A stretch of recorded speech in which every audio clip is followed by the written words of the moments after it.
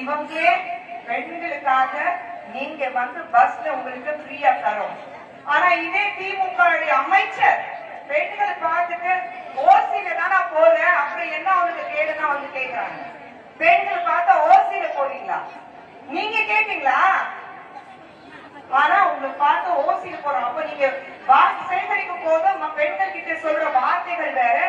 நீங்க ஆட்சிக்கு வந்த உடனே பெண்களுடைய மான மரியாதை அதை பத்தி கவலை கிடையாது.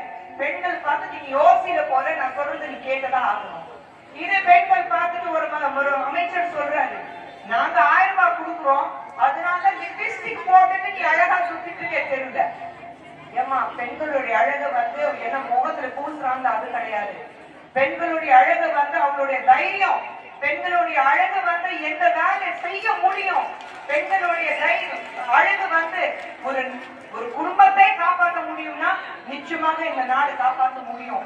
பெண்களுடைய அழகு அம்மா ஜெயலலிதா கொடுத்த தைரியம் உங்களுக்கு.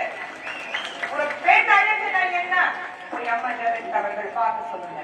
இதுதான் பெண்ணுடைய அழகு. உங்க வீட்டுல ஒரு பெண் இருக்கும் போது நீங்க வெளியில பெண்கள் பார்த்துட்டு ஒரு அமைச்சர் உங்க எல்லாருக்கும் தெரியும். அமைச்சர் பார்த்து எவ்வளவு அசிங்கமாக பேசிட்டாரு பெண்கள் பற்றி.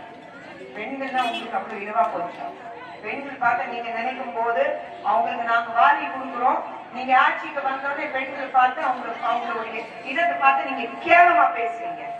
பெண்கள் வந்து ஆசைப்பட்டது பணம் மட்டும்